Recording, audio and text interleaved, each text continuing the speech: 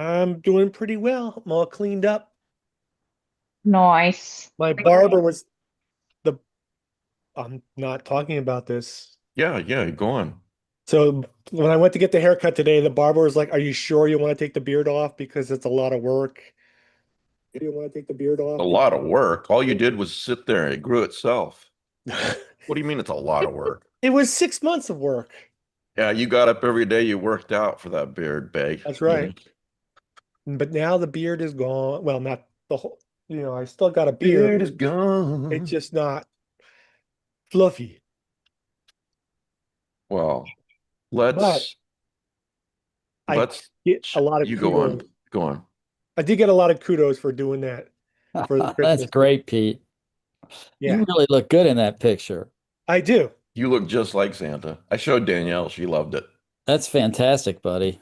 So it only took 6 months. So, June, June Worked is hard just for when that. you stop worrying about what you look like and you just let it all grow out. June, June. I stopped worrying about what I looked like a decade ago at least. Oh, see, my wife is she actually cares what I look like. Yeah, if it was up to me, my hair would be longer, but my wife cares what I look like too. Hey, welcome to the Lovecraft eZine podcast, where we discuss our haircuts. That's why Or people tune in. or lack thereof. Yeah, Important stuff. Kim, you're right. Happy wife, happy life. Yep.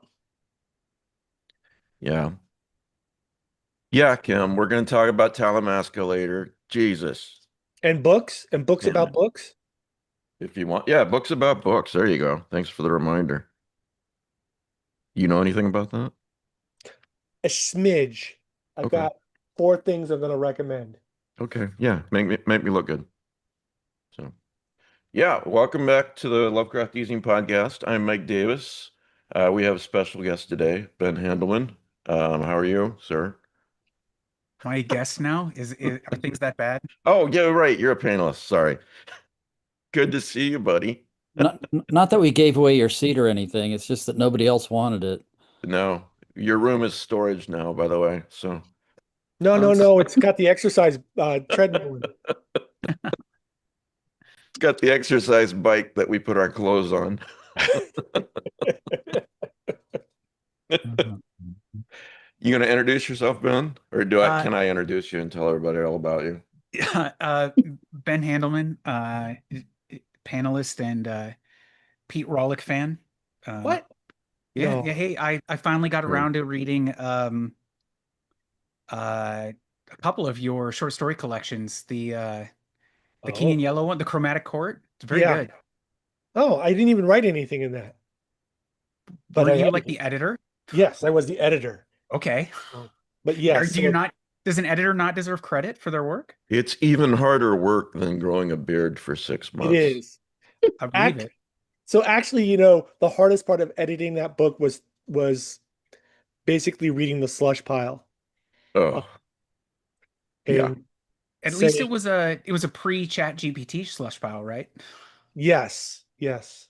I can't imagine dealing with the slush pile now. I can't even.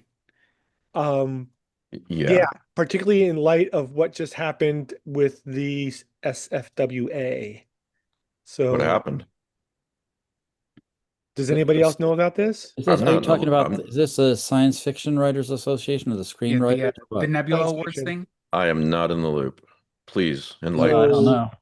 the new standards for the nebula were released, and they said that I'm gonna translate it loosely here, that while they're rejecting stories completely written by AI, they will accept stories partially written by AI. What?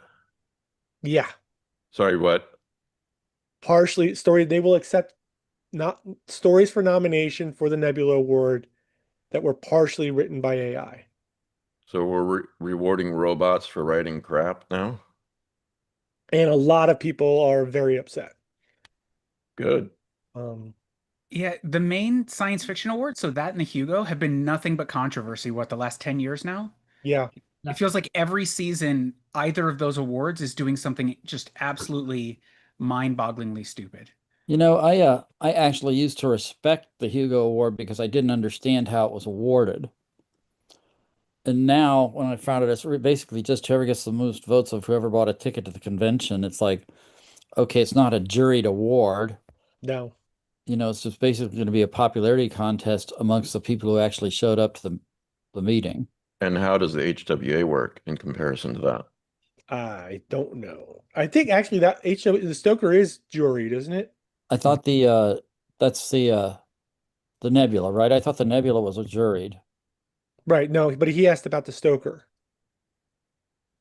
Oh, I have no idea. Hmm. Yeah, we'll have to Yeah, look into that. Well, I The do Nebula, know that everyone knows when award time comes because everyone and their brother is sending you their short stories so that you can vote on them or send, I don't know how it works. I actually have to make a correction. I just looked it up. It's the Nebula Award is basically just kind of like the Oscars where you got this all those guilds sending in their votes. It's like if you're a member of the society, you can vote, but it doesn't allow lay people to vote. Hmm. Could we just do away with book awards? Yes. we're almost there. We're almost there. I mean, the 'Cause- the Hugos of Honest, like what is it? What's the convention? Is it the Worldcon or something like that? World Science Fiction Convention. Yeah, Yes. they've had controversies going back to like the 50s. Just most of those controversies were stuck in like fanzines, so no one really knew. Like all the Marion Zimmer Bradley and her husband and all of that stuff, like that was all major controversies in the 60s that didn't become public until the late 90s because, who was paying attention to random science fiction conventions in Seattle? Yeah. Um, And so then yeah, came the internet. Yeah. yeah, Yeah. then came the internet. Well, HWA has had their share of controversy as well, which I won't get Correct. into. So yeah, we haven't even done introductions, and we've managed to piss off everyone who's won a Stoker. So yeah, I'm not, I just don't think awards. John Hurt said it best: awards for creativity. What? And we're not sportsmen. We're not trying to come in first. You know, someone's running a race. You know who won? It's the first guy across the finish line. But Mhm. art is different. Art, whether it's movies, books, TV. Yeah. I kind of reminded of like well, Confederacy of Dunces. Nobody wanted to publish that, and then when it was finally published, it He had been in, I think he had been dead 13 years or so before it ever got into print. right. And his And Gosh, then I'm his glad you're mother back, was taking Ben. a handwritten manuscript around to publishers. yeah. Ben And already typed to blame Mike in the live chat. Yeah, of Oh. course. The tangent was your fault, I believe. Or I'm just going to say it was. It doesn't. yeah. And then there's We can say it was, sure. there's this story where a an enterprising reporter took a copy of created a manuscript of the Yearling and sent it to various publishing houses, and nobody wanted to publish it, including the publisher that won the National Book Award for it. So, or the Pulitzer, I can't remember which one, but yeah. So yeah, it's you're right. Who are you, Mike? Mhm. There is there's some issue there for creativity awards, Mm-hmm. but yeah. Anyway, I think Dean Koontz, he was the first president of the HWA, and when they decided to do awards, I can't find the correct quote or anything, but he was very much against it and said it would destroy or the HWA. mm, I don't know. Anyway, let's do introductions. Bridget. Hey, everybody. I'm Hey. Bridget, composer, artist, producer.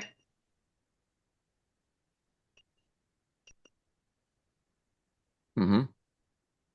hmm That's it? Okay. Final girl. I don't know. What else do you want to say? Here's how I feel. John Hurt said it way better than I did. I'm not interested in awards. I never have been. I don't think they are important. Don't get me wrong. If somebody gives me a prize, I thank them as gratefully as I know how because it's very nice to be given a prize. But I don't think that awards ought to be sought. It encourages our business to be competitive in absolutely the wrong way. We're not sportsmen. We're not trying to come in first. Yeah. So, Yeah, someone who's won a couple Oscars would say that. hey, I've won awards and it's very nice, but I didn't seek them. All this award seeking, please read I don't know. Anyway, One of my professors in college said something that I think is true for just about any field. He said, don't do what you do to get noticed. Do what you do with integrity, and you will be noticed. I And like that. I often think about that. I like that a lot. Pete, you want to introduce yourself? Pete Rawlik, writer, editor, man about town, And former Santa Claus, ex-Santa. I was going to add that on if you did. ex-Santa. Former as of what, yesterday? Yeah, as of this morning is when the 10 o'clock this morning is when we shaved everything. Well, we cut everything off. It's not even Christmas, and he's already gotten laid off from his seasonal job. That's right. Now who's going to come I down watched to the chimney? movie. I watched the movie Red One a couple days ago. I'd never seen it before. It wasn't as bad. I thought it was going to be terrible. It was actually kind of entertaining. I was amused throughout. Should I watch it? I mean, If you can do it for free, Yeah, I can do it for free. it's not bad. It's like I'm not saying it's any kind of great or anything. You'll never regret it. It won't on your change my deathbed life. that you didn't see it, but I was entertained for an hour and a half or whatever it was.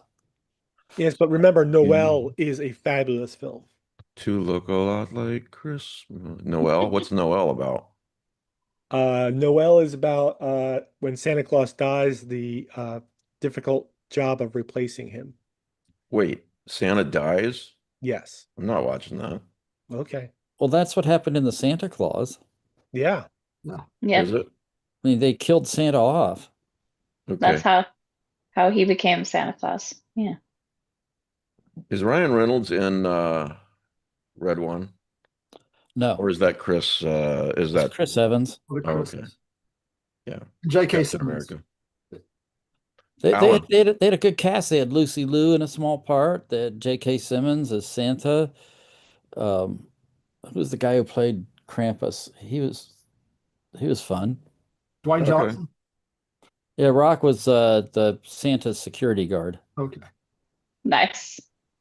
I did see the trailer for it a few weeks ago. It looks like it could be fun. The trailer is a little misleading. The trailer is actually implies it's going to be more fun than it is.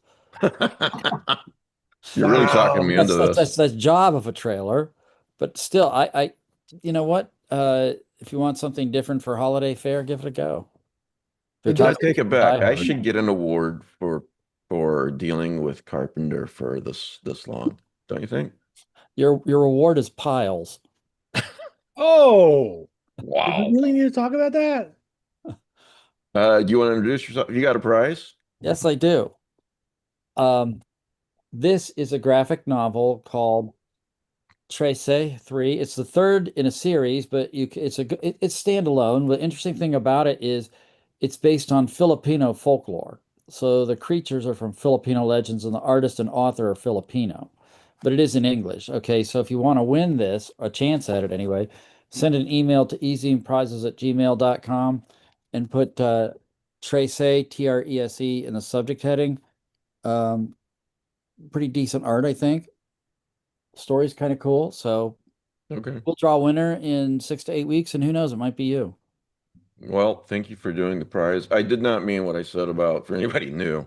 I love all you guys, Yeah. No, he meant it. It especially just you. slips out. It's like Scrooge, it slips out in this season. Uh-huh. Um, Speaking of that, Scrooge, where's our bonus? your bonus. It's a membership to the Jelly of the Month Club. That's right. Didn't the you get gift yours that- in the mail yesterday? It's the gift that keeps giving the year round, Clark. Yeah. Speaking of I'd Christmas be spirit, happy.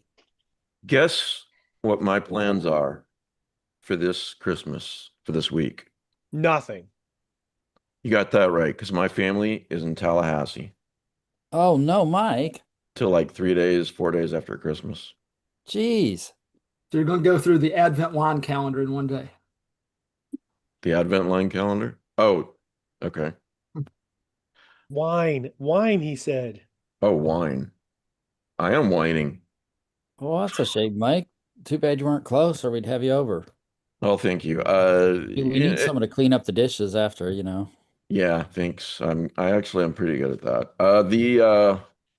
It's a good quality in every husband. Uh, Bridget's nodding. Damn straight.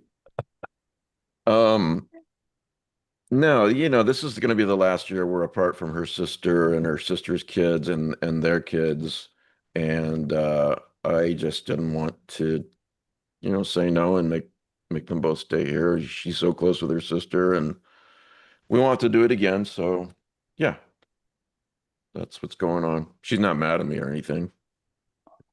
So, despite what you may think, Matt. Well, I'm going to make a recommendation. Why don't you, on Christmas Day afternoon, why don't you go see a movie? If there's any good ones in the theater. And What's in the theater right usually, now? usually the Chinese restaurants are open. There's a big Yeah, tradition. what am I going to eat? I don't know. It's a big tradition amongst the Jewish people in New York. On Christmas Day, they all go out to Chinese. Go see the new Yes. Avatar movie. No, thank you. Oh, by the way, I don't think you've introduced Alan yet. No, we haven't. That's okay. Hi, I'm Alan. I'm a teacher, artist, and I keep the eZine webpage updated with movies and games. Yippee. He does. And Matt keeps, I mean, he does a lot. Matt does a lot with prizes and with movie night. Oh, speaking of You movie all night, do a lot. Jeez. we saw the 1980, oh no, what was the 2002 movie Dead 2003. End? Very dated in terms of its look. Like only one guy in the car had a cell phone, and it was like pretty much a flip phone. That's what happens when I watch all those movies from the 40s. There are no phones. They're very dated. Well, the thing is, this movie falls into the category of people in a car who turn onto a road they shouldn't have gone onto. Mm-hmm. And I think this is not great, but it was certainly entertaining enough. The crowd enjoyed it. Um, so if you want to find a kind of creepy movie like that, um, give it a go. You You did can, like it? what's that? You did like it? It was okay. I'm not going to Mhm. say it's a great movie, but it was certainly kept us guessing all the way through, and the performances were pretty good, and the story was pretty good. Had, two horror regulars, Ray Wise and Lynn Shay. Oh, is this where they're stuck in the car and they can't get anywhere? Yeah, Yeah. they keep driving till they run out of gas, basically. And slight spoiler, they keep accidentally killing each other. Yeah. It's on Bloody Disgusting's 500 holiday horror movies to stream this week. That's one of the ones on the list. They've got A Christmas Carol, the BBC version. They have The Conjuring 2, which I like The Conjuring movies, Pete. Well, I'm sorry. You're wrong. I know. Yeah, I I'm know, gonna side I'm with wrong. Pete on this one. I know, I'm wrong, but I still like them. And a movie called Wind Chill, which is what made me think of this list. Wow, Emily Blunt is in that movie. Yeah, And that's where they're stuck in the car in the snowbank. I For think people so. that want I've to, never seen it. for people that want to watch it, it's on Prime Video, Pluto TV, and Tubi. So it's free to watch for anyone who wants to check it out. Is it good though? Seriously? Mm, Okay. mm. I mean, if I guess like in the Matt Carpenter scale, it is. Oh my God. Where is it in the Pete Rawlik watching terrible movies scale? How does it rate? Windchill? Yeah. Windchill's not a bad film. Well, Ben just went, mm. It's not bad. It's just not, it's not, there's nothing groundbreaking there. It's just, it's almost like it's a Talking Heads film. It's on Really?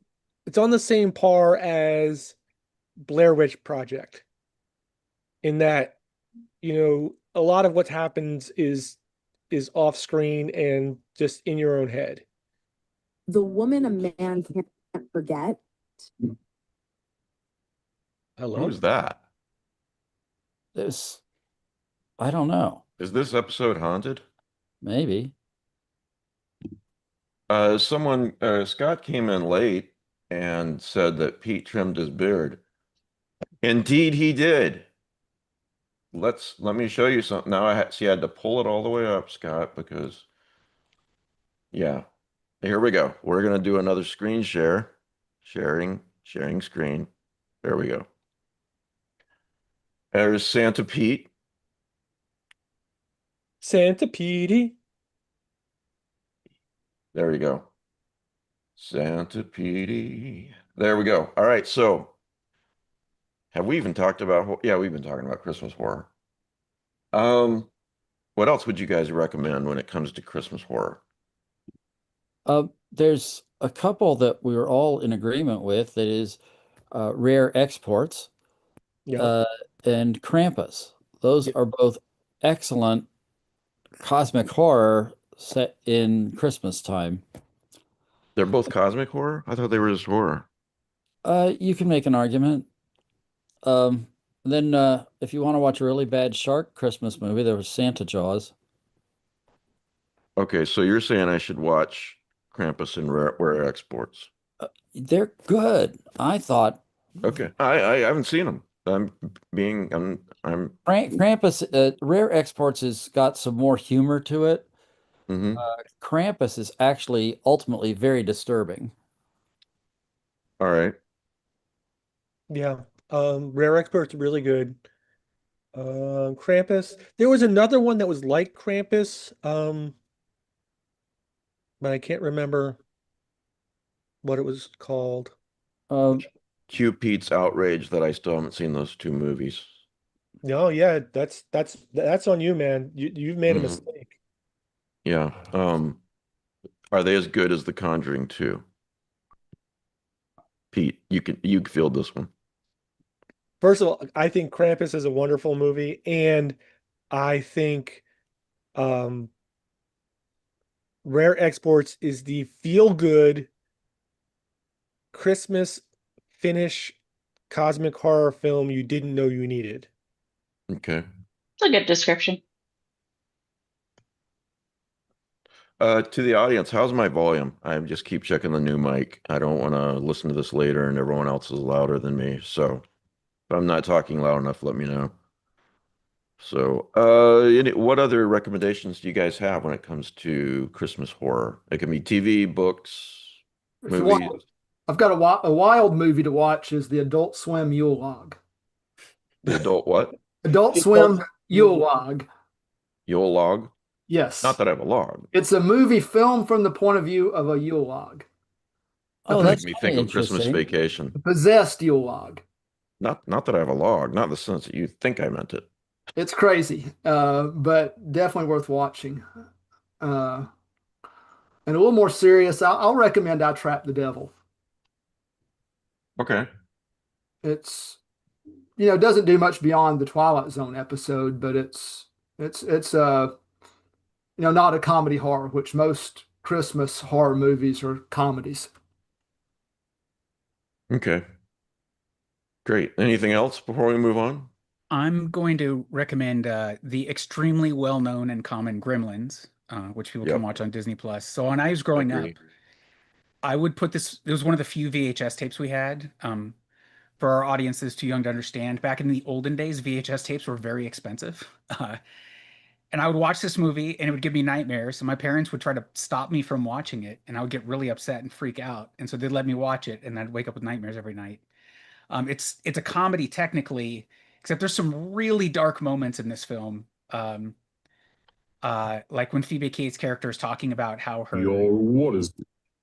Good block. Good block. Good block. Matt Good block. mutes his Good computer block. here. Good block. What the hell is going on today? I have no idea. It's like some Ben, you haven't been here in a while. This is your fault. I'm not on Matt's computer. He can't blame me. Oh, Jeez. it is Matt. Yeah, I should have Yeah. known. Should have So, known. The AOL email address guy was, yeah. So Yeah. anyway, go on, Ben. so I was saying Gremlins has like some ultra dark moments in it. So as much as it like, I don't know, you guys, Matt, like Mike was in his like 60s when this movie came out. So he'll remember the controversy of, it's advertised as a kid's movie. And Yeah, that, like I that is said, how the trailer looks. yeah. So and the little mogwais that look so cute and everything. And then, they turn into these horrible monsters that kill half the town. I haven't seen it since I was like 20. I should rewatch it.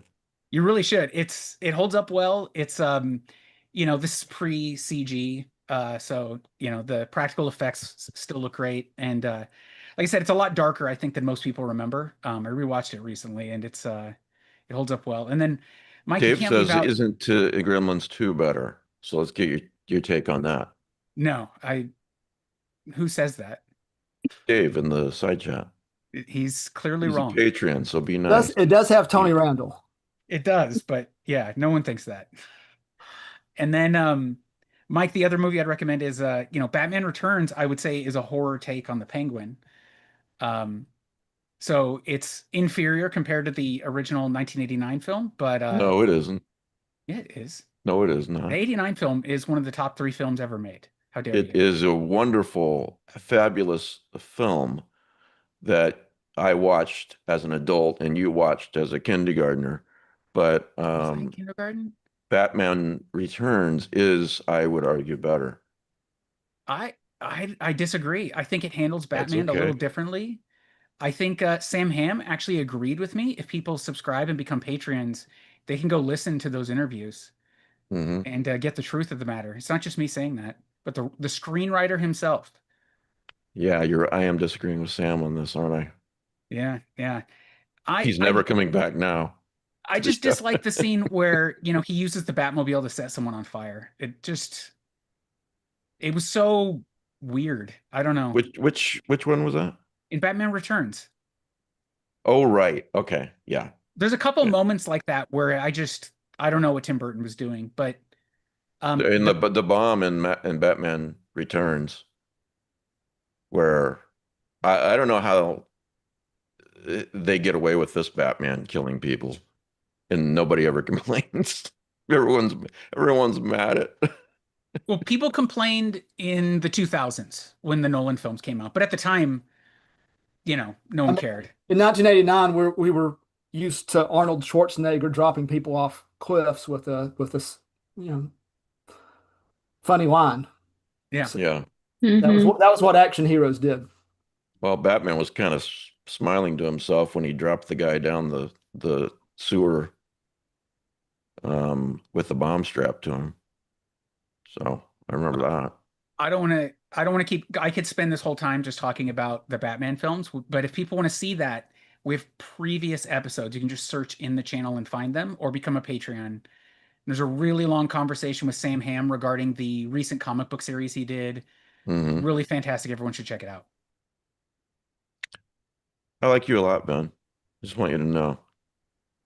You're wrong, but we like you a lot. Yeah. A- Apropos of nothing. Okay. Anything else? Any other? Did we already mention Black Christmas? It's No. classic. Oh, okay. Yeah. I No, we didn't. enjoy the original Black Christmas. What is that? I don't think I'm familiar with it. Santa. Oh. Me either. It's a Was slasher that film. Maybe yeah, the first. it's one of Yeah. debating, yeah. Up for debate if maybe one of the first slasher movies, but it has why am I blanking on her name? She played Lois Lane in the Supermans with uh Christopher Reeves. I'm not laughing at you, sorry. Margot Kidder. Thank you. Anyway, she's on a movie. So 70, what was that, 77, 78 the movie came out? I don't remember. I didn't research that particular film for this podcast, sorry. 74. So, There you go. 74. But yeah, classic college kids some of them have to stay in the house over Christmas break. Other people are going home to visit their families, the call is coming from somewhere in the house. That's That's that movie in a nutshell, basically. But yeah, And it just messes with the Christmas spirit like you would not believe. I think it's generally considered like the first slasher film. Like you can yeah, that's argue what we're about saying. Psycho and stuff like that, but I think it's generally considered the first one. I'm sorry, Bridget. I saw what Dave wrote in the side chat about me and Ben disagreeing about the quality of Batman and Batman Returns, and in relation to each other. And he says, "It was nice having been on the podcast. We will remember him fondly. Oh, what? We will remember him fondly." It's okay. Uh, I have hundreds of Batman graphic novels over there, and I would just every day text Mike a picture of one of them, as I lovingly turn the pages, just, or one of the Ray Bradbury signed books I have, just to get back at him. It's fine. I'm glad you said that because I have a problem. Yes, but The Library of America, Ray Bradbury set. It's very nice. Someone sent this to me, and I have no idea who. It, it is probably one of my wonderful patrons because they're like that. But if there was a note, I didn't see it. It came from Amazon. So if you're out there, now I'm going to get an email from everyone. I sent it. I sent it. No, I sent it. But whoever sent this to me, thank you. I opened it and I thought it was from Danielle. She was like, I didn't send you that. That's expensive. I didn't get that for you. That's not what she said. Anyway, but yeah, they're not signed though, Ben. So, no, he's dead. well, no, but Ben's always bragging me about his signed Bradbury books. Of course. And then he comes up with this idea of raffling one off and giving it to charity. I'm like, I'm charity. I'm a charity. Yeah, but this would be in Rick's name, so it'd be, That's okay. Then I'll give up more the book, deserving but charity. that's true. We got to remember to do that. Don't let me forget about that. You can give your You have thanks. a younger and a better brain for remembering things. You can give your thanks, Mike, to Dave in the side chat. He's your Oh, Dave, thank Santa. you. Yeah, I did get it last week, but I didn't open it because I thought it was from. Um, I left a note on your Thursday night. I'm sorry, Dave. I totally missed it. Dave, thank you. Not for the first time. I have the nicest patrons. I don't know why you guys are so nice to me, but thank you. Matt's like, I don't know why either. Yeah, I never get anything. I knew what you were thinking. All right. And before we move on, any more Christmas themed horror that we want to talk about? You mentioned books. This one actually covers all holidays. Not all, but a bunch of holidays. Horror for the holidays. Yeah, that's a Yeah. good book. If you can Everyone find, assumes it's only Christmas, but it's a lot of holidays. yeah. Um, Probably because Krampus is on the cover. yes, Krampus is on the cover, but I think there's a Father's Day story, there's a Mother's Day story. But there's 1, 2, 3, 4, 5, 6 Christmas stories, 2 Yule stories. What did I do for this? Oh, I did Easter. Is what's his name? Anielowski in that? Is he Anilowski did the editing. okay? I don't remember because I read a 1960s or 70s story set around Christmas called Knackles. Okay. And he had also read that story. It was an obscure little story about Christmas, and I didn't know if that had influenced his choosing the stories he did, but it's kind of interesting.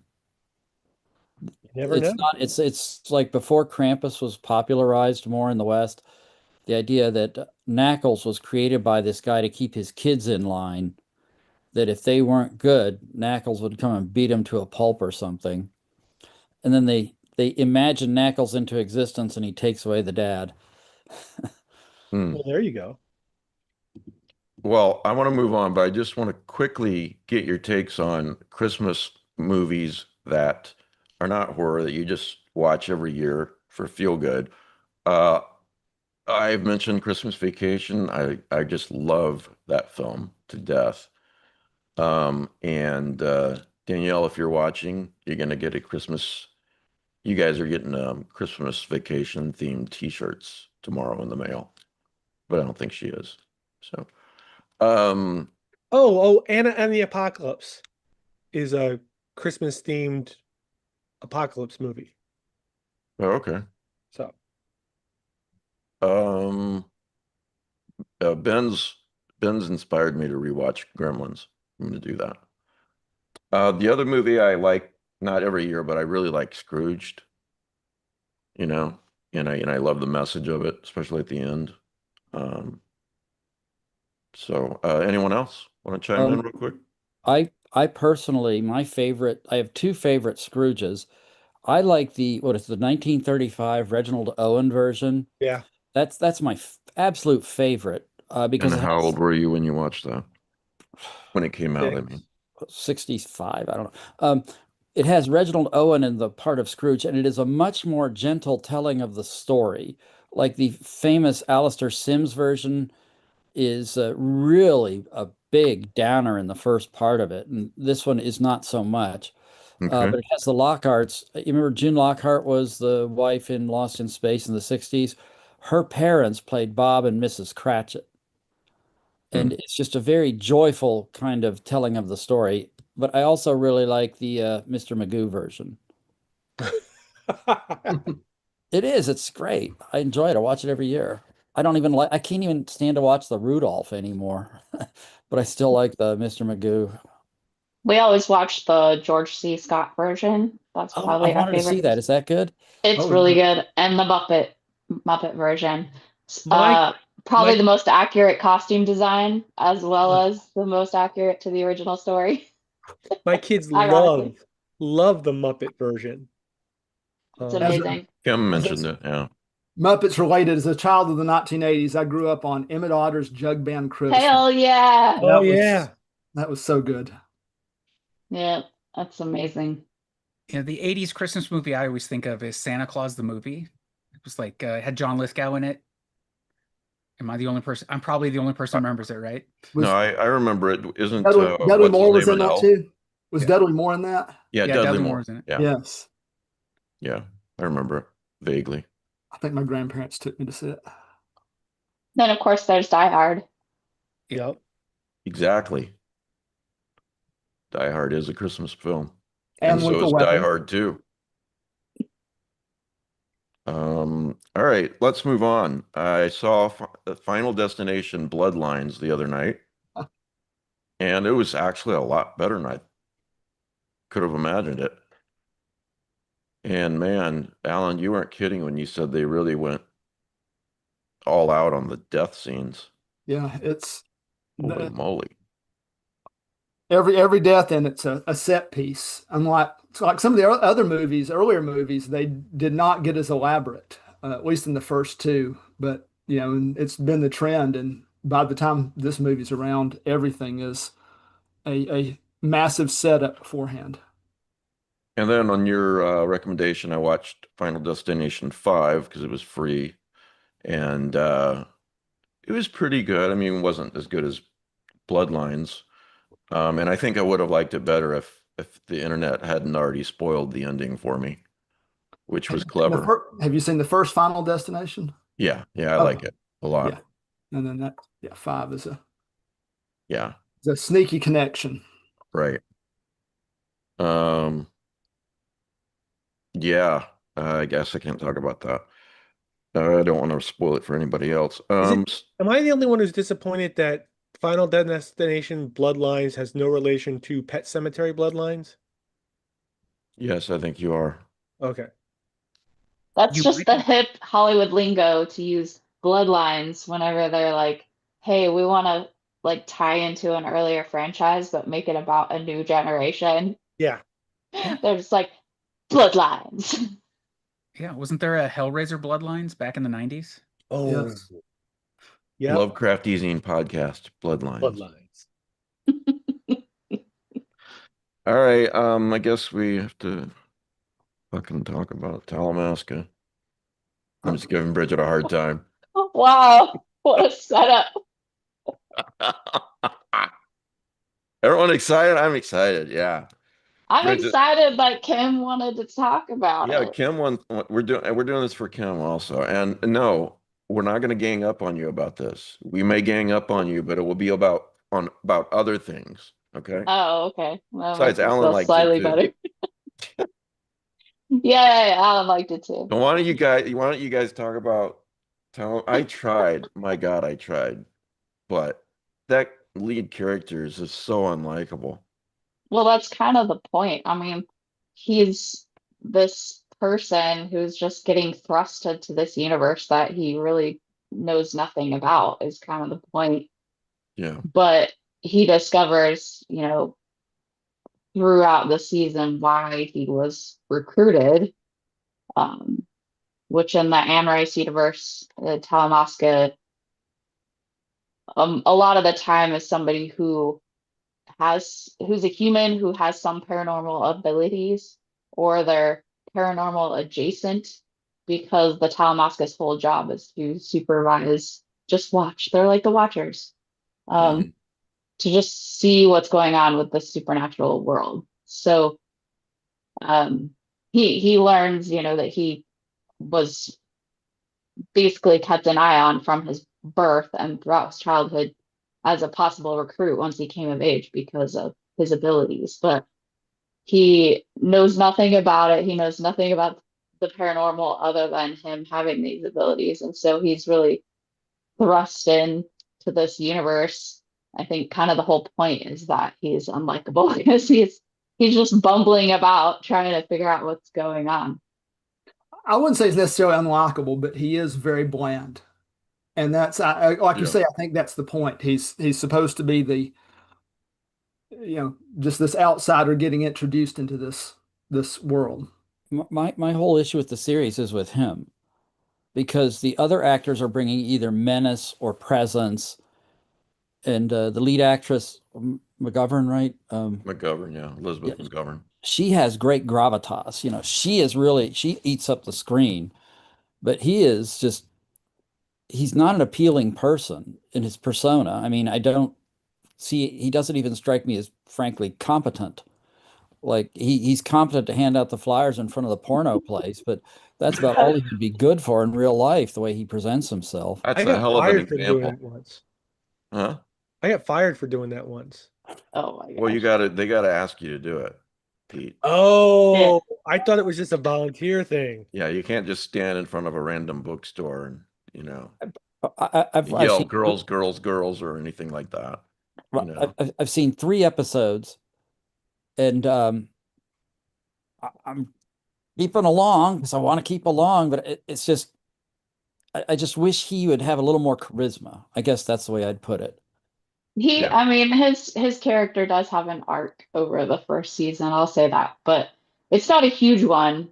But there's a lot of things that I can't really explain without spoilers of if you haven't even seen the last few episodes. So He's Nicholas Denton, and he's been in quite a few things. For a young guy, he's got 20 some movies, but I don't know that I've really seen any of them.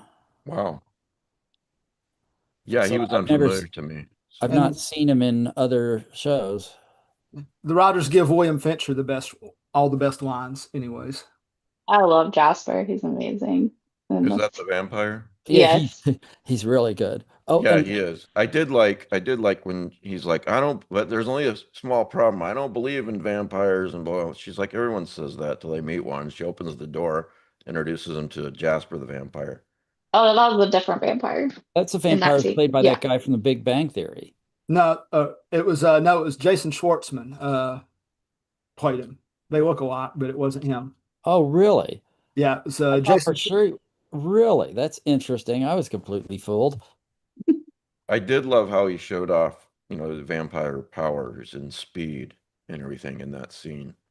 hmm Um, I really liked too that I mean the Talamasca is really embedded in the Vampire Chronicles and in the Mayfair Witch novels, and the characters that were really introduced throughout the Talamasca series, they didn't go for the heavy hitter characters. And I really appreciated that because the Talamasca is this huge network of stuff that observes supernatural things all over the world. So I think it would have been kind of a letdown if they were automatically interacting with like Lestat, for instance, or something Yeah. like that. So it's like they created new characters for them to interact with, except for the interviewer from Interview with the Vampire. Yeah. They did have Daniel. him have Daniel had a brief cameo, but yeah, I think they captured really well to the fact that for centuries the Talamasca has been observing all these supernaturals, kind of helping to keep it hidden from people in the world, they're rumored to have these amazing artifacts from the supernatural universe that they're hiding like in their own secret vault underneath the Louvre, or like their own secret vault in the Vatican. So like the Talamasca has this huge presence, and then all of a sudden Louis gives his interview to the whole world. They're like, what the hell? We've been spending centuries trying to keep ourselves hidden, and you did that. So And then I think that Lestat was goes and becomes a rock star. right. So I think it was kind of neat that they Easter egged that a little bit, but they didn't make the series about that. And in the story, even they one branch of the Talamasca was actually the publisher of the interview. So maybe it's some kind of controlled. Bridget, was the MacGuffin in this series? I've not read too much Anne Rice. Was the MacGuffin in the series? Is that from the books, or is that something original? What they were all Which are you referring to? I know you're trying not to spoil it, but the book. I'll say that the yeah. book, is that from the series? Oh, the Interview with the Vampire book? No, Oh, no, 752. okay, yeah, 752. Yeah, no, that was totally made up for this series. Oh, 752. I was curious about. Is it like the Mhm. Necronomicon or something? No, it's an index to a library. You'll find out in the last episode, so I'm not gonna say. No, I really And- won't. And let's not forget that there is a whole other organization that puts the Talamasca to shame. The Vampire Mother House that is tracking the growth of vampires throughout history.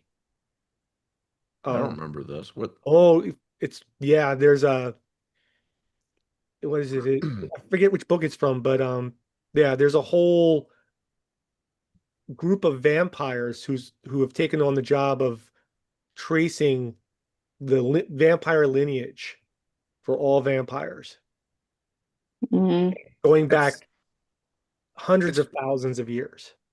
That Well, I mean, the starts in whole Vampire Lestat. Like it's in the second. that's Yeah. like his whole journey is to find that out. That's how he finds the Queen of the Damned, because she's one of the first vampires. Yeah.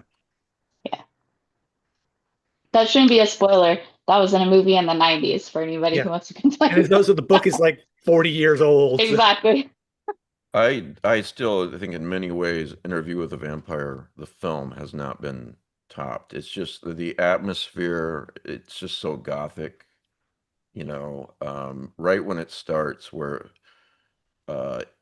Neil Jordan, his camera follows, through the crowd, and then you see Louis up in this, third story room from there. It's just a really, really good film. I love it. I mean, it's pretty true to the book as well. And Mhm. I like Tom Cruise's Lestat. I think he was I agree. amazing. Um, Anne Rice came around. You remember that whole thing? mhm. She was pissed that they cast Tom Cruise as Well, I Lestat. mean, at that time, it's like, oh wow, who's this punk that's been in Risky Business and all these like weird Well, no, in movies? 1994, he was actually pretty popular. Yeah, he was like a Quite a major few A-lister. movies. But I still would not say- still not in that genre though. That's what I No. mean. Yeah, he definitely did not play the character like her later books portrayed. Because if you guys remember, she retconned the first book as, oh, that's just Louis' perspective. Like that's not the actual Lestat and everything. So he was playing the character as written in that book. and he was so popular. It reminds me of a situation like with The Shining, right? Where Stephen King, right? I mean, I think in Stephen King's case, rightfully, he doesn't like the film The Shining because it kind of overshadows his book and missed the point. And she felt the same way. It's just Tom Cruise, his Lestat was more interesting than her book version, honestly. Her book She version's kind did, of a boring brat that he just yeah, very runs around creating spoiled. trouble. Tom Cruise was awesome in the role. Yeah, but Yeah, and she later did books, come he's around. definitely a brat. Yeah, I don't like the character in the books actually at all. I like Louis, I want to and say the I first was it there were 4 or 5 books by the time that movie came out, right? yeah, and I Because really like Marius. Oh, he's my favorite. yeah. Yeah, Marius is great. That book is wonderful. Blood and Yeah. Gold. Yeah. Yeah, but by the when that movie came out, I think only the first 4 or 5 books had been out, and certainly Vampire Lestat was a huge seller in the 80s, I think it was. So I understand why she was upset, but I mean, again, Lestat wasn't as good a character in her books after that But she point. really did come around. I mean, she even, I think if memory serves, she took out advertisements in the papers saying how much she had come around to it. Mhm. And in the old VHS, um, when the interview with the vampire on VHS, she introduces the film for like 2 minutes and has nothing but good things to say. So yeah, she very much came around. Yeah. But yeah, who are you guys' favorite vampires? I like the really old Mhm. vampire Marius a lot. Yeah, Marius is amazing. In the books, I really like Lestat's mom. I think she's very interesting because she's uh very rebellious. Um, but I do also like Armand's story. I think it's good. Mm, I yeah. remember in the books, I really liked Lewis's character, not in the original book, but in the sequels, because he's very much like they talk about how he kind of lets he doesn't all the other vampires were like, oh, well, I only go after the evildoer or this or that. And he was the only one that was just randomly picking, potential victims and then giving them kind of a chance to escape. And so he was the only one that was truly like being fair about it. I've always thought that twist was really interesting. I think it comes up in the third book, maybe. They make a big Mm, deal out of it. But other than that, like honestly, a lot of her like Armand, like in the later books, he just felt like Lestat with darker hair. Like it just felt like she struggled a little bit with some of the vampires, I think, like differentiating them because she kept putting so much into giving Lestat all the big moments. yeah. Um, and I also think that's why maybe I she wrote some really popular stuff, and I don't want to criticize it. Obviously, it had a major influence on the genre. I think definitely I reached a point. uh, I think I finished the first 5 books, and I just couldn't keep going because I got kind of like, okay, what's like Lestat was. I felt like I was reading like Encyclopedia Brown stories where Lestat was just falling into impossible situations. It was like, what? Like, why is he the one being picked for all this stuff? He's just kind of annoying, and no one likes him. Yeah. I don't know. I Uh, saw it more as like I really enjoyed how she went in depth with people's different origin stories, but Lestat is just like the fire in the flash pan. Like he's just the instigator that causes things, and then um, if you haven't read all the backstories, then it can seem kind of shallow when all the vampires are together because you're like, why is that person saying this or why is that person reacting that way? So it's kind of one of those things where it's not reinforcing the backstory that she maybe wrote about before. But if you've read a bunch of all that stuff and then you see the event happen, you're kind of like, oh, that's cheeky that that person said that. But I think if that makes sense. Rice was very much in love with a fictional character, you know, the fictional character of Lestat. So, I mean, I think if he magically came to life, there'd be a divorce in the offing. But I Uh, would say like throughout the Vampire Chronicles and the Mayfair Witches, the Talamasca were some of my favorite parts. okay. So I'm excited that they finally made gave it its own own thing with its own series. Well, in a minute, we're going to talk about books. Pete just walked away. So, yeah. So this new, I'm excited about this Buffy the Vampire sequel series. It's not a reboot, and ran across an article uh, that Faith will not be in the sequel series, and the article goes on about how it's a missed opportunity and blah blah blah. But this Eliza Dushku, if I'm saying her name correctly, she's got a whole new career as a therapist, you know, and she's loving what she does. So I think some of the stories seem very clickbaity, and that, like, yeah, guess who's not coming back, and then you read, it's not a slot against her. That was her choice. no, and it links to an article in the Hollywood Reporter, an interview with her from earlier this month, and talking about what she did. She went back to school. She became become a therapist, and a pretty unusual one, which I won't get into. But yeah, I mean, who said that being an actor or being famous for something is supposed to be the end all of everything, and anyone who's not doing that is just a lesser than, you know? Yeah. So she's But helping also, people. for sure. But also the story, I mean, if you're wanting to move the story along, like you don't need to go back and rehash everything from the past and Right. address every story from the whole previous series. I mean, from what I read, Sarah Michelle Gellar is the new, she's not a watcher because there aren't any watchers, but she's the new trainer of the Yeah. new Slayer. So in that context, I think it would be kind of weird to make it about her. It should be about the new Slayer. Yeah, but people will be upset if Buffy's not much of the focus too. So Well, sure, it's but a I mean, definite balancing like a act. whole bunch of shit from her past Oh doesn't yeah, yeah. necessarily need to come back, is what I meant.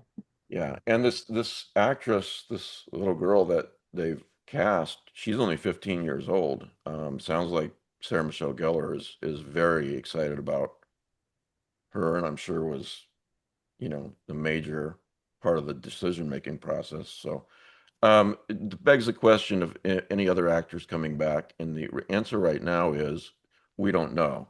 I read an article with James Marsters where he's said, "I've been told in no uncertain terms to shut my damn mouth." So, I mean, can you bring back any of the vampire characters? Right. They're You can immortal. pull So off.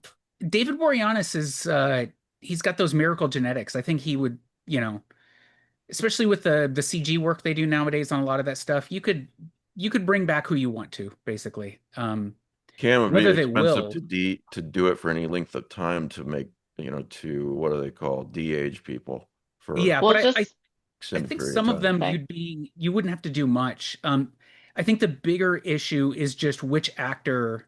So Marsters is he's always been like very open to doing projects. Like they did that Audible series a couple years ago. Yeah. But a lot of these actors have really tried to distance themselves for one reason or another from the property, and that's not uncommon. There's also some of the actors are maybe not just flat out not going to be asked back for one reason or another. I think like with Eliza Dushku, like it wouldn't even make sense to bring her back. They closed her story in Angel. Yeah, they did. Um, so yeah, I think was it one of the actors has passed away. Two of the actors are no longer acting for because they're family people. Eliza Dushku is no longer acting. Um, I did read that Allison Hannigan has expressed interest, and certainly she doesn't need the money, which no, probably I James I'm Marsters. surprised she's expressed interest. She was hosting that one magician show but she's like a like she wasn't doing any acting projects anymore for years, I thought. Um, she's married to the actor who played Wesley, the Watcher, Wesley. Alexis yeah. Denisov. Yeah. Yeah, yeah. Wesley's one of my favorite characters. Maybe my favorite character. I could see her character like making a cameo or something. Sure. Yeah. Guest episode. Yeah.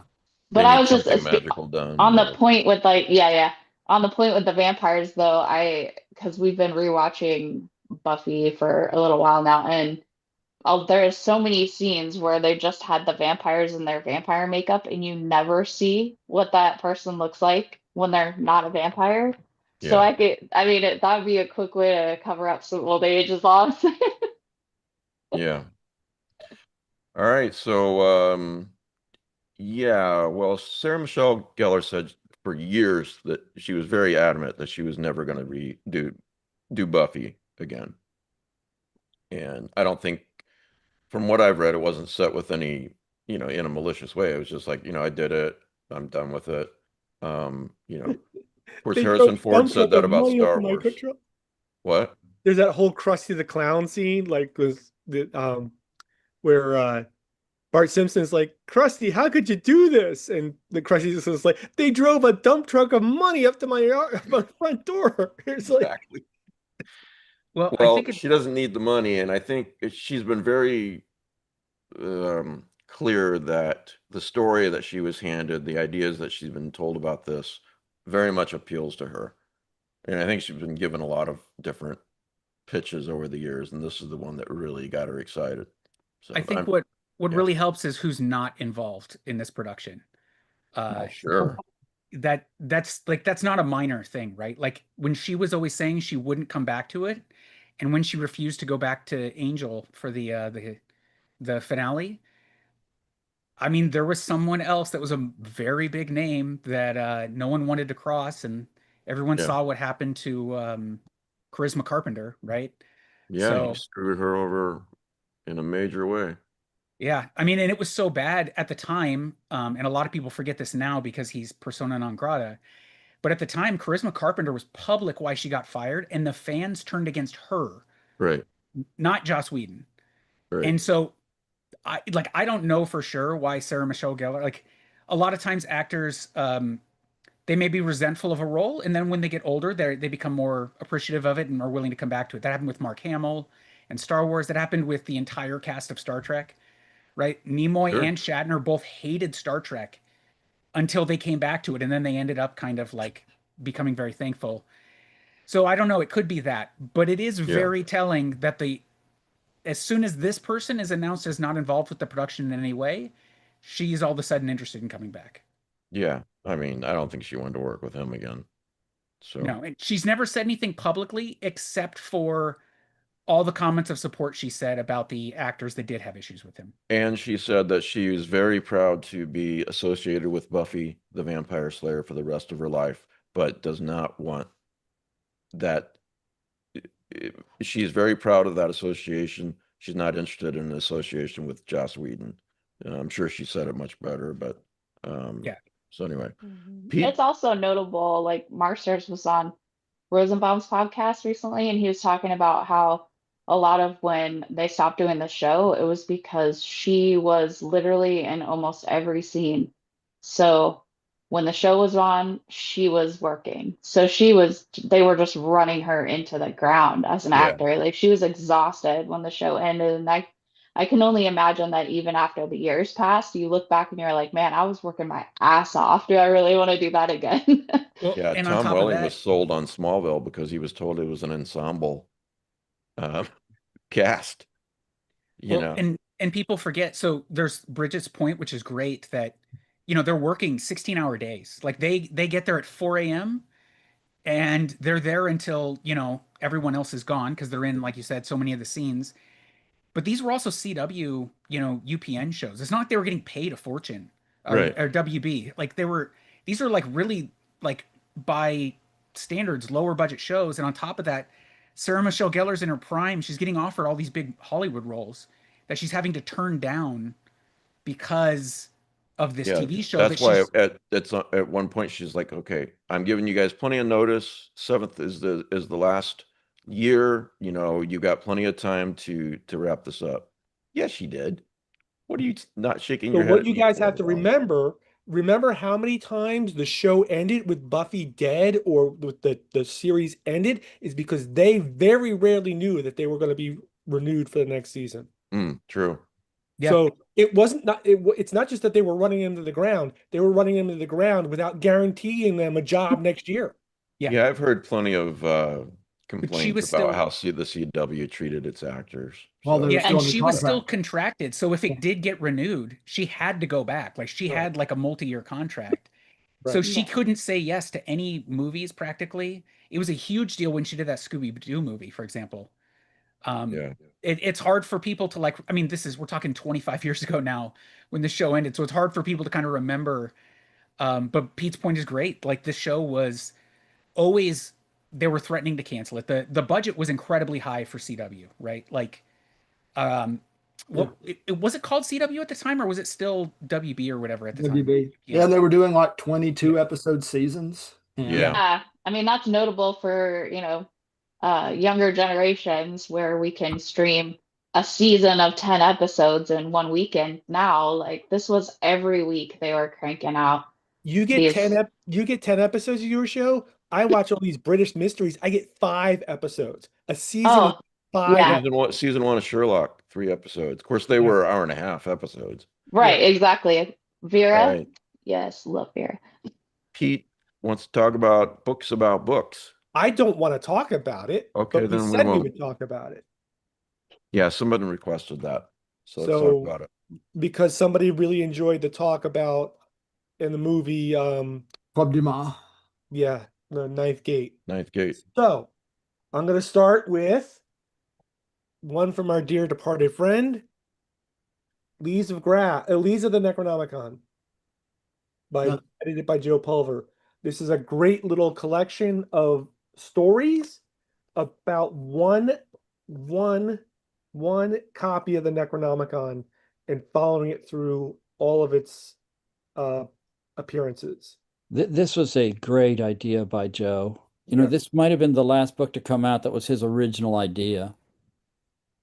So Yeah. really great book. Still available from Chaosium. He would, in our talks, he was so excited about that book. Yeah. I'm But you sorry that have, he didn't get to see the published. Nate Peterson, Don Tyson, Allison Bird, Dan Mills, Nick Mamatas, S.P. Mikowski, Cody Goodfellow, Don Webb, Anna Tambor, Mike Allen, who I love. I love his work. Jean-Claude Smith, Damian Angelica Walters, Simon Stranzis, Nikki Gerlain, Cisco, Anna Tambor, Mike Griffin, Ross Lockhart, Jeff Thomas, and Anna Tambor again. So Okay. really nice stuff. I like that there's a loose connection to the book. It's not just an anthology of random submissions. They're Right. all connected. That's an important point. Yeah. Yeah. The next one is that something I'm really, really proud of. It's the Starry Wisdom Library auction book. Yeah. Am I fuzzy? You're fuzzy. Fuzzy. That's okay. This is a great premise from editor Nate Peterson. It's basically the authorities go in and they confiscate all the materials from the Starry Wisdom Library in Providence, and they end up in an auction catalog from what's the name of the company? It's a beautiful book too. Yeah, it is a beautiful book. It Hardcover. is so much fun. By the And- way, Pete, you yeah. can check something on your cam on Zoom. You can check off HD next time, and it should help with your. Yeah. So, but to see that this is the frontispiece for the catalog. It's beautiful, Yeah. but it's really put together as an auction catalog, and everybody came up with secret names for themselves and descriptions, like and that meant stuff. Like Peter Stephen Rawlik, Captain, retired. Chair, Miskatonic Men's Aid Society, Kingsport, Massachusetts, advisor, U.S. Expedition to the Sang Plateau, treasurer, Baltimore Gun Club, consul to the Holy See, commander, USS Miskatonic, graduate, West Point with honors, author of Liang and Tutsang, Dark Plateaus of Asia. But everybody's got like these little introductions to describe themselves. It's really fun. And then you get into this whole thing where people just describe their book, and you get copies of like the Necronomicon and Dole Chance, Cult of Schools. It's just really, really good fun. And sneakily, some people actually wrote their catalog description, but it's actually a short story. And I thought that was really, really clever, and I'm kind of mimicking that in a current project. So that's two. Those two being mythos related. This one I did not know existed. It is called Bound for Evil from Dead Letter Press. And Okay. it is a collection of short stories about books. Oh, that sounds cool. Curious Tales of Books Gone Bad. Edited by Tom English. Illustrations by Alan Kozlowski. And Alan just does wonderful work.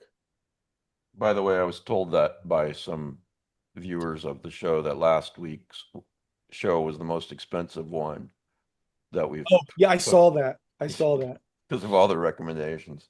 I think this is I'm typing in Bound for Evil into Amazon. Yeah, Yeah, it's like it's you aren't going to find that one. Bloody no, hell. it's a small press limited thing. $125 for the hardcover. Thank So, you, Matt. Thank you. That's I I don't know if you guys heard the same thing I heard, but Matt just said he was going to give me that for Christmas. I said something, yes. And then this one, oh, who's in this Bound for Evil? Let's see. Because it's always interesting to see who's actually in these books, right? See if we catch any good names. Okay, Nathaniel Hawthorne, Montague Summers, M.R. James, Mark McLaughlin, who Glenn Barras, Jeff Thomas, Simon Stranzis, J.G. Faherty, Fred Chappell, Rice Hughes, Ramsey Campbell, Fred Chappell, really? you know, Orrin Gray. There's lots. I'm getting the highlights. Fred Chappelle Gary is like Fry. the darling of the literary horror circuit for a while, and I don't enjoy his work at all. Who? Fred Chappelle. Chappelle. Yeah. I really disliked his novel. Gary Fry. Gary Fry is UK writer. He's good. He's not very prolific. No. Jeff Ryan. Jeff Rice. Wait a minute, Jeff Rice? Yeah, I'm not sure. It says Jeffrey A. Rice, so it might be a different Jeffrey Rice. Okay. So, It must be. yes, not the guy who wrote the really good book about interviewing vampires. Oh, I was thinking of Kolchak the Night Stalker. Yeah, yeah. Oh, wrote- yeah, okay. That went right over my head. So, all right, there's that. And then this one I haven't had a chance to read yet. It is called A Hell of a Book by Jason Mott. And it seems to be a meta book about publishing. In Jason Mott's Hell of a Book, an African-American author sets out on a cross-country publicity tour to promote his best-selling novel. That storyline drives Hell of a Book and in the scaffolding of something much larger and much more urgent. Mott's novel also tells the story of Soot, a young black boy living in a rural town in the recent past, and the Kid, a possible imaginary child who appears to the author on his tour. Huh. That's interesting. Yeah. So Jason Mott was the guy who wrote The Return that was turned into a television series. Won a couple awards, New York Times bestseller. So I'm looking forward to reading this. I just haven't had a chance. I just picked it up in November. If you see my to be read pile, you understand why it's still there. Oh, I understand. So Yeah. those are the ones I'm gonna bring up. That seem to fit into this genre of books about books, evil books. Yeah. And so I don't know who was asking for recommendations, but theirs are 4. Well, the hangout on Friday was a hell of a lot of fun. I opened it up to free patrons as well. If you've not been on a hangout, you should. We do it every Friday night, 9 p.m. Eastern. I mean, everyone that comes enjoys it. So Mike, Yeah. I've got two books in that. Okay, sorry, go ahead. Just real quick, it's if you like the Club du Mal, the two books that probably inspired it the most. They're not horror books necessarily, but they're both by Umberto Eco. Foucault's Pendulum, it's about three men who work for a vanity publishing house and they try to come up with a unified conspiracy theory, all the conspiracies in one as a just for them as an intellectual game, but they awaken something. And it's not really hard, but Cthulhu does get mentioned in it. Yes, I have it in my Mythos collection. What, Yes. what is that title again? Foucault's Pendulum. Okay. And then The Name of the Rose, also by it's set in medieval times. It's a mystery, and there's a book that they're searching for. That's part of the plot. So it's kind of like The Ninth Gate. Okay. So Yeah, and that's a book, that's a movie that we discussed on a recent episode of of a Patreon podcast. So if you're a patron, even at $5 a month, there are a hell of a lot of wonderful podcasts that are not available to the public. And again, so this will be one of the most expensive podcasts you will ever listen to. Which one? Oh, All yeah, of yeah, it All will of be. At $5 a month will cost you a lot in books. in books. Yeah. What else we got? So that was a lot of fun on Friday.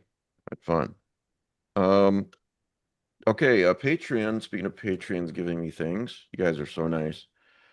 Gifted me a Steam code copy of The Seance at Blake Manor, which he says is a hell of a horror game. I'm going to play it. Thank you very much. He goes by the ID Nightmare. I don't think I know his real name. But he wanted to give it to Alan and me. Alan already owns it. You want to just briefly talk about that game, Alan? yes, I know you're working on a post for it later too. right. I need to get that finished, but it's one of the best games of the year. It's a first-person mystery game, and it's set in Ireland in I think 1898. The artwork is it's a crisp graphic novel style artwork, and I think the person that recommended it to you they compared it to Mike Mignola's artwork. I wouldn't disagree with that. Okay, And that's right, they did. and it looks like it's kind of deceptive. It looks like it is a kind of a simple retro style game, but it is not. It's got a lot of surprising modern elements to it. It's not a retro point and click game. Yeah, so Alan says it's one of the best games of the year. And it's called The Seance at Blake Manor. Yeah. And Look Outside is my favorite game of the year, though. oh yeah, I gotta check that one out too. Is that pretty scary? It looks scary. It is scary. It does do a couple of cheap jump scares in there, but it's that's what you expect. But it's got just a creepy apartment horror after a Lovecraftian kind of event. Yeah, real quick, will you just describe it? Yeah, so don't look outside. The game's called Look Outside, but if get it out of the way early, and anybody who looks outside goes crazy. And you're in an apartment, and so you have to. It's a little bit of a survival RPG. You have to scavenge for supplies, find a way to get around. Strange creatures and neighbors are roaming the hallway. It's very, very Lovecraftian and fun. Okay, so for you gamers out there, and anything else, guys? I'm just gonna say both those games are on sale on Steam right now. It's the winter sale, so Look Outside is like less than $10 right now. Oh, okay. Yeah, and if you don't have a top of the line gaming computer, even if you don't have one, you should be fine running these games. Okay. Last but not least, Matt reminded me of the artist Daniel Serra, if I'm saying both of his first and last Mhm. name correctly. Matt, you want to briefly talk about him? He does a Okay, lot of book covers and many other things. I only know a little bit about him. He is from Italy. It looks to me like he might be in his 40s, just based on his photographs. He has won the World Fantasy Award for his covers and illustrations, I believe. Um, he has illustrated the cover for quite a few anthologies that kind of go into our genre set. Right. Really beautiful, beautiful work. Um, you can follow him on Facebook, and he sometimes posts new works that he's done. You can just see it's really spectacular. Yeah. Um, And Daniel Serra, which is DANIELESERRA. yeah, .com. so there's an art book from PS Publishing. I don't know if it's sold out.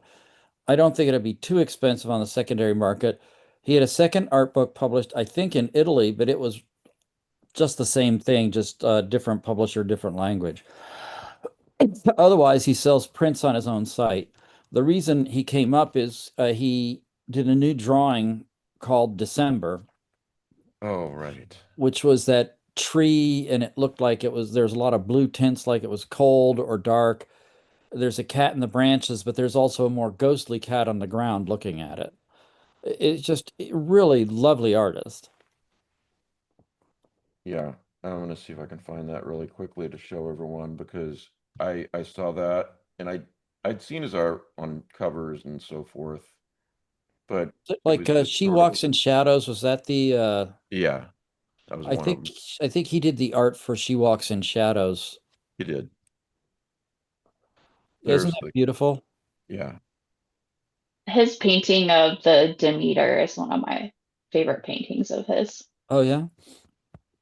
Yeah, I don't know if it's still on his website, but it's really good as well. Um, I'd like to have him on the show. I sent him an email, but not everyone wants to get in front of the camera. So who knows? To be honest, I don't know. He communicates in written English quite well. I don't know what his speaking English is like. Yeah, I get that a lot with people and written interviews with a lot of them are fine. And whenever they say something about wishing they could be better at it, I point out that they know more than one language and I don't. So they're doing far better than I am. So, But he would be interesting to talk to. I'd like to know like where did he get his training? Who were his influences? Are those Bridget? Are those paints? Is that like watercolors he's doing? Yeah, it's watercolor. I've seen Yes. some videos of his process too. Oh, So neat. yeah. oh, really? hmm Okay. All right. Anything else, guys? Merry Cthulhumas. Yeah. Happy holidays, everyone. We're recording this December 21st, 2025. So yeah, happy holidays to everyone. Yeah, prize. Traces. This is the graphic novel set in the Philippines. Uh, if you want to win the copy, send an email to ezineprizes@gmail.com. Put Trese, Trese, in the subject line. It takes us 6 to 8 weeks to get around to drawing a winner. You got plenty of time to get your entry in. I want everyone to, as you do all your family things and dinners and everything this week, I want you to think about me in a cold, lonely house all by myself. I'll It's eat some like, extra deviled so eggs. what? I don't care. Deal with it, Davis. Yeah. Yeah. Thanks, Santa. That's not a very Santa-like attitude, sir. You're muted. You're muted. I don't know what you said. All I have left for you is coal. What did I do or Not failed to do? nothing. Say hi Good to to the see. people, Daniel. There you go. Good to see you, Benjamin. Oh, you like Daniel Sarah better than you like me, and I'm your cat. Don't worry, my next cat will be named Matt. Matt the cat. There you go. Anyway, in all seriousness, yeah, I want to watch a lot of movies, read a lot of books. Logan was like, being snarky. He's like, "Why don't you read Lord of the Rings again? That should take the whole vacation for you, keep you occupied." And I was like, "Yeah, you're right." Uh, I think I might go watch Gremlins or Rare Exports or Conjuring 2. I might watch Watch Conjuring. Rare Exports. You'll really enjoy it. Okay, We've been I telling you this for years. I know, but in fairness, I wasn't listening to you. Yeah, you're wrong. I probably am wrong. I just got to get to it. So, all right, everyone. It's Holidays, really good to everyone. see you guys. Thanks everyone for the support, for watching. Thanks especially to my Patreons. And yeah, happy holidays, everyone. Good to see everybody. Good night. Goodbye and hello.